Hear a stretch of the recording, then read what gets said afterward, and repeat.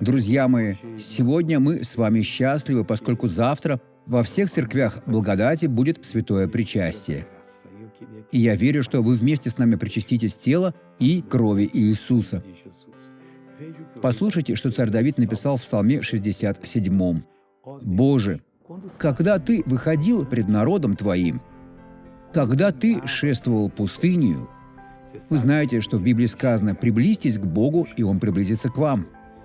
Приходите завтра в любую из церквей Международной Церкви Благодати, чтобы принять участие в святом причастии. Если вы придете на служение, Бог пребудет с вами. Вы приблизитесь к Богу, а Он приблизится к вам, и вы выйдете с радостью, получив направление в своей жизни. Посмотрите на человека счастливого, потому что он получил благословение.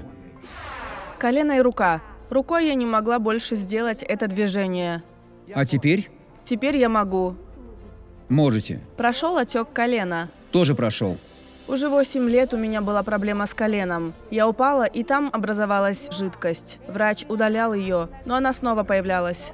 Как врач удалял жидкость? Он открывал кран? Нет, он вводил шприц. Вводил шприц?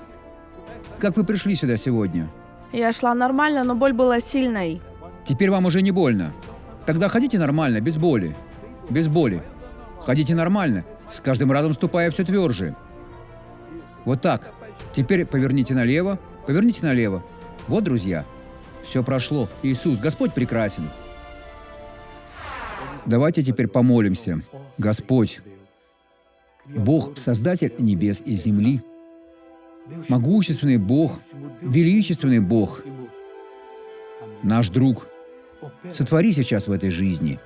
Во имя Иисуса я приказываю всему злу: уходи, убирайся. Во имя Иисуса. Аминь.